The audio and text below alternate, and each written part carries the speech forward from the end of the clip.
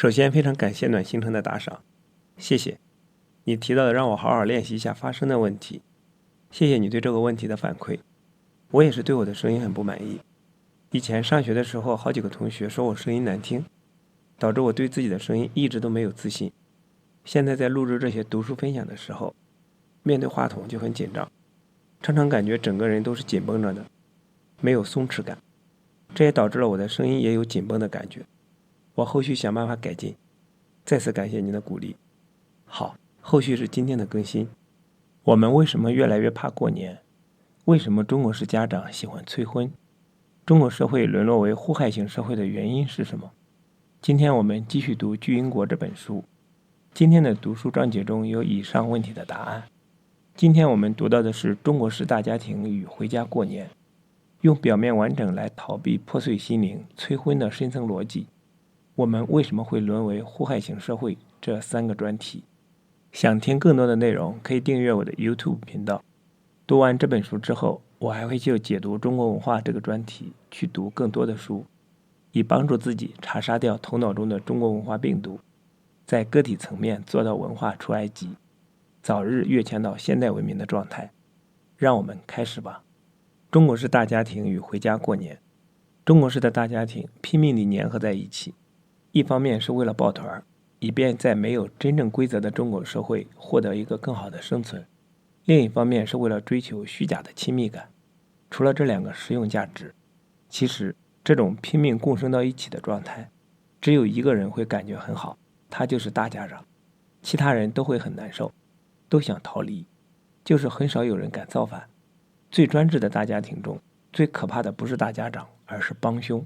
有的大家庭几乎所有人都会成为打压某个人的帮凶。我听到的一个案例，儿子惹了小祸，先被父母、爷奶、叔姑等一家10多人轮流辱骂，接着被脱光衣服吊在树上拿皮带抽，而且是男性亲人轮流抽。抽的时候，女性亲人在旁边哭着说：“孩子呀，这都是为了你好。”打完之后，从树上放下来，行凶的父亲等男性亲人也哭，一边哭一边说：“孩子呀，你恨我吗？你可不能恨啊！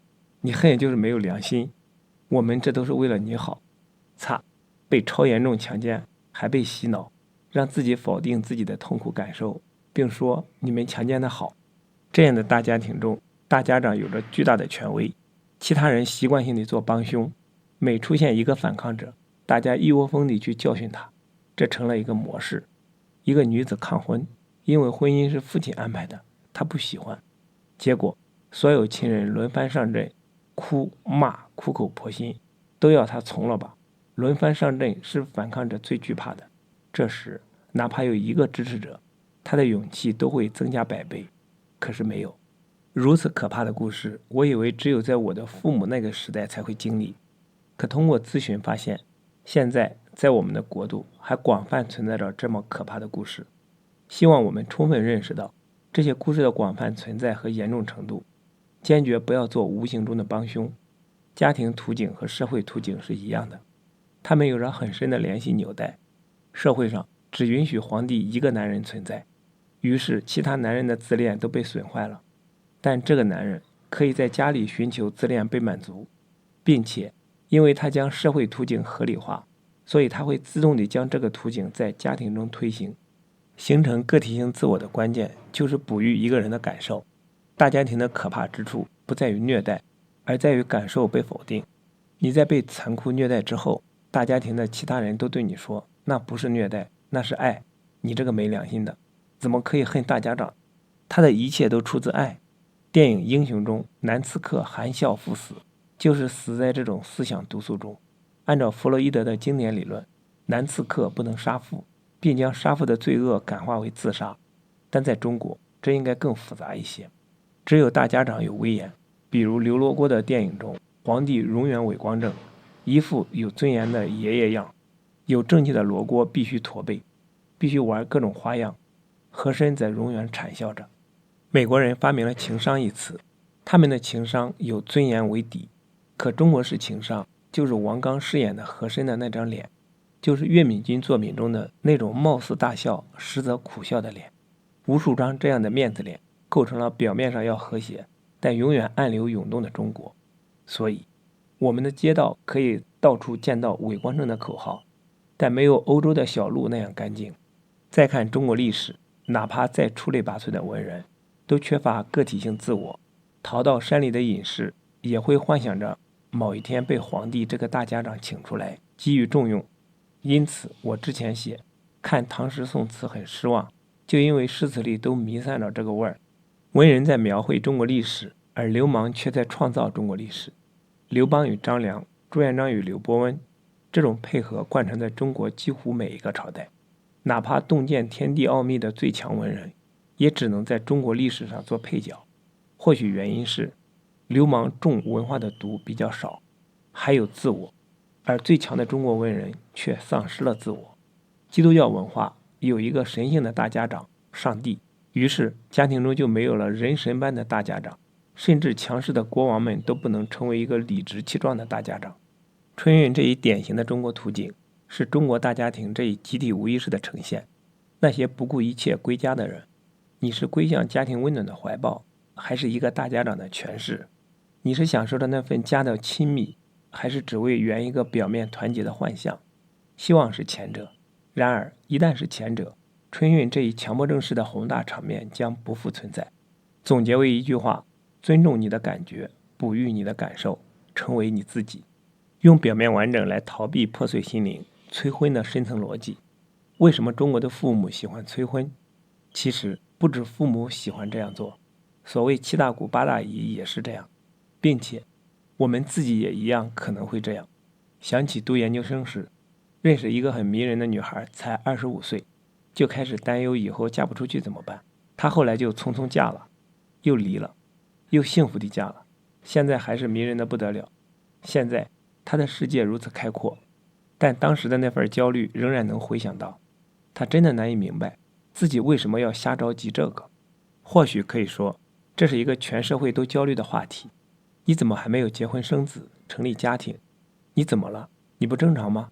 下午和一个心理咨询师聊天，本来谈的是破碎心灵可能会导致的问题，和这个话题无关，但我一下子被触动，这就是逼婚、催婚、急着结婚等类似问题的原因吧。结婚生子，构成一个完整的家庭，这样就貌似活得像个正常人，像个完整的起火人。如此一来，内在的不完整，内在的破碎心灵就可以逃避了。比起嫉妒、竞争和比较心，比起孝道，也许这是个更为深层的原因。所以农村乃至城市里，一旦出事就想冲洗，给心理不完整、社会不完整甚至生理都不完整的孩子，用冲洗的方式整出个齐活样来，骗骗人，骗骗孩子，也骗骗自己，就是用完整家庭的表面事实去逃避破碎的深层事实。一个故事是这样的：儿子得了精神分裂症，父母想到的一个解决办法是给他盖一处房子，娶个媳妇儿。这种可怕的逻辑，就是在用我孩子还能成家的表面完整，去掩盖儿子精神已经破碎的真正事实。这并非是农村才有的现象。微博上一位网友讲了这样一个故事：我原来的一位同事，在不知情的情况下，被嫁给了一个生病快要死的男人。据说婆家找媳妇儿是为了冲洗。我同事结婚后才知道男人得了重病，没多久男人就去世了。这个同事一直都没有嫁人，不是不想嫁，而是心理阴影太重了，变得性格很古怪。所谓冲洗也是害了另外一个人。中国这样的悲剧不少，幸亏还没孩子，没有把悲剧延续下去。我所听过的最具讽刺性的一个故事是20世纪90年代初，潮汕一富有人家花了上百万举办了一场宏大的婚礼。可婚礼的主角是这个家庭患精神分裂症的女儿，看起来无所不能的母亲为她入赘了一个条件还不错的女婿。盛大的婚礼，想想这个画面，而正中央却是精神分裂的新娘。这位母亲还有儿子，她并不是非要再入赘一个女婿，她就是为了出一口气。你们看不起我有这样的女儿，我办一场盛大的婚礼气死你们，我还给女儿找个好女婿呢。可更可悲的是，这个女儿后来生了一个男孩，而她早早就被诊断为儿童精神分裂症。不管孩子啥样，成个家就意味着他们是正常人了。乖，快结婚吧。但这是想象，真相却是破碎的心灵导致破碎的家庭，破碎的家庭养出心灵破碎的孩子，一代又一代的轮回而已。这些故事听着都有些极端，讲这些是为了最能说明问题，但普通的故事周围也有很多。比如我听到很多离婚的朋友，过年不想回老家，也不想见朋友。为什么？因为他们担心被周围人当作不正常人来看待。还有很多人离婚了也不敢和周围的人说，怕周围人议论。但这是双重的吧？一方面，中国人的确爱嚼舌根，爱评断是非，但另一方面，也是自己会这么想，没有在正确的年龄构建一个完整的家庭，就像是不正常的，并且独自过年时也真的可能会触碰到自己的破碎心灵，那时也真觉得自己不完整了。这种不完整感是真实的。台湾学者孙隆基在他的著作《中国文化的深层结构》中写道，在集体主义文化的中国，一个人是不完整的，他甚至都不能构成存在的单元。没成过家的单身汉、疯子等等，他们会被排斥在家族体系之外，或者被忽视的厉害。必须结婚生子，构建一个完整的家庭，才会构成一个被尊重的独立单元。用表面完整来逃避内在的破碎，这一点中国人表现得有点过头了。但内在破碎让人难受，在这一点上，人类应该算是共通的。波兰导演基耶斯洛夫斯基的一部影片中，讲一个已婚男人在平安夜被前女友约出来，帮他寻找失踪的伴侣。男人猜到了真相，前女友就是因为孤独需要人陪，但他没有说穿，默默陪他寻找了一个晚上。最后前女友说，他已经有几个平安夜都是一个人过了，如果再这样一个人过，他就会自杀。这才是真正的暖男。影片最后也很温暖，男人回到家，妻子还在沙发上等他，但已经睡着了。他过去抱住妻子，妻子醒过来，没有一句责备，而是紧紧地抱住这个男人，仿佛这个男人才是那个最需要被安慰的人。破碎无处不在，痛苦也无处不在。春节的团聚、爱、成立家庭，都是孤独的心灵在寻求链接。但希望我们能真的包围彼此，而不是只追求形式上的完整。我们为什么会沦为祸害型社会？2013年4月，复旦直播研究生黄洋中毒身亡，凶手是室友林森浩。10多年前，清华大学的朱令也中他毒，官方至今未确定嫌疑人，但网上无数声音都将矛头指向朱令的室友们，也就是很有可能是数人合谋下毒。因为朱令这件事，他成为中国最熟知的毒物。但刚有消息传出，广东西部某一地硫酸厂排放含他的污水流入河道，当地农民用河水灌溉农田，导致他含量超标。他对土地的污染很可怕，贵州兴仁县木工厂的农民也因此出现鬼剃头现象。元素他，读音是他。现代中国之所以沦为祸害型社会，关键就在于我们将其他人与物视为他，而不是和自己平等的存在。因为将其他事物都视为他，可以肆无忌惮地对待对方，而不必有任何愧疚。仁者仁也，亲亲为大。孔子这句话定义了中国人如何才能成为一个人，就是要对自己的亲人好，这就是仁，这样才是一个人。孔子说，假如一个人对自己的父母好，是个孝子，他就可以对其他人好。这是个观点，而不是论证。要论证的话，太多方面可以驳倒他。不过在台湾学者孙隆基看来，这句话倒的确是对中国人自我的定义。他说，中国人一个人待着的时候是没有自我的，他的自我至少在二人关系中才会成立，并且必须是我对另一个人好，这时自我才可以在二人关系中形成。这不是一个观点，而是一种事实。中国人去了其他国家必须抱团，因为假如不抱团，独自一个人时不仅仅是孤独，而是自我都不存在了，就像自己裸露而脆弱地呈现在一个陌生的世界里。抱团不仅仅是为了实际的利益，也是为了在团体中形成一个自我。苛刻的精神分析学家认为，标准的精神分析在中国几乎不可能，因为精神分析的前提是来访者要有一个个性化的自我，但中国人只有集体性自我。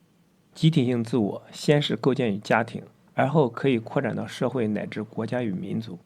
集体主义者会说，这多好，一个人必须对集体有贡献。可这恰恰是祸害型社会的基础。现在中国为什么沦落为互害型社会？这取决于中国人的集体性自我能扩展到多大范围。新中国成立之初是亿万民众一条心，几亿中国人共享一个集体自我，这个集体自我也就是我们的新中国，道德水平可以达到理想状态。但现在所有大规模集体性自我都已破碎，每个人的自我都回归到自身或者所属的小集体，且在小集体内也是只有自己没有别人，这是第一个关键。第二个关键是，只有个体性自我才能培养出真正的良知，而陷入集体性自我的人会缺乏共情能力，即缺乏真正的同情心。对于自己所属的集体自我范畴内的人，自己要做好人，但对于非我族类则觉得其心必异，于是以蛮夷等词汇形容，并将其视为非人，觉得怎么对待都不过分。比如排队时，对于熟人非常谦让，但遇到的是陌生人，则哪怕只有2个人也要争抢，因为熟人与自己构成了一个小型的集体性自我，或2个人隶属于一个共同的集体性自我，而陌生人则不是。原来一直不能理解为什么上公交车进出电梯一定要拥挤，看了中国文化的深层结构后才明白，在这种情形下，我们都将彼此视为非我，又因为缺乏共情，非我就直接降为非人，可以毫不理会对方的感受。不理会对方的感受，也是因为自己没有心，甚至对自己的感受也缺乏觉知和尊重。因为没有心，中国人大多数像是橡皮人，必须找一个集体之心统一他们，让他们都归属于一个集体自我，这样才能让社会安定。所以大一统哲学在中国有合理之处。然而这其中的矛盾是，集体之心的存在是以镇止个人之心为代价的。它虽然让社会保持相对稳定，但对于个人之心的发生，总是给予限制与打压，甚至是消灭。个性在中国历史上很少被视为优点，原因就在这里。结果是因为这种氛围，有个体性自我的个体极少出现。再有智慧与良知的文人，在发生的时候，也总是将自己视为社会中的一份子，即便是归隐山林了，也总想着皇帝，也就是那个集体性自我的代表，能给自己一个安身立命的机会，好让自己归巢于集体性自我，并且发明集体之心的人自己也有私心，最后成为集体之心是用来统一下层民众的，而高层则深深知道这是一种愚弄。但即便在高层，最初也得构建一个集体自我，否则没有战斗力。新中国之所以能成立，就是因为那一代领导人发现了统一战线的重要性，而不遗余力地去做这件事，也果真将天下人之心基本统一到了一起。这种统一有策略成分在，但也的确有理想主义的色彩在，所以很多年长的一辈对那种万众一心的感觉也是非常留恋的。中国历史的轮回，就是集体自我不断构建与破碎的交替轮回。集体自我得以构建时，会爆发出强大的能量，大家都觉得我们是一起的，是一条心。集体自我彻底破碎时，如魔鬼一般的个体自我就会呈现，祸害程度会达到顶峰。那时每个人只顾着自己的小自我，而对别人彻底无情，只有我，其他一切均为非我，都不值得同情和尊重。解决这一问题的老办法是稳定，是继续构建镇止个人之心的集体之心，但这样只会制造新的轮回，并且大势已经形成，再怎么努力都无法避免陈旧的集体之心破碎了。真正能解决目前问题的，并且能切断中国历史的可怕轮回的，是法治与自由。法治提供了真规则，而自由允许个性自我涌现。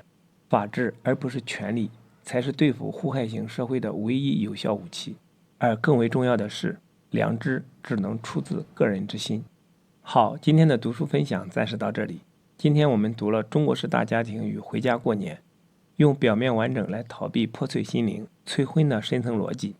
我们为什么会沦为互害型社会？这3个专题，期待在下一次的读书分享中与你再相逢。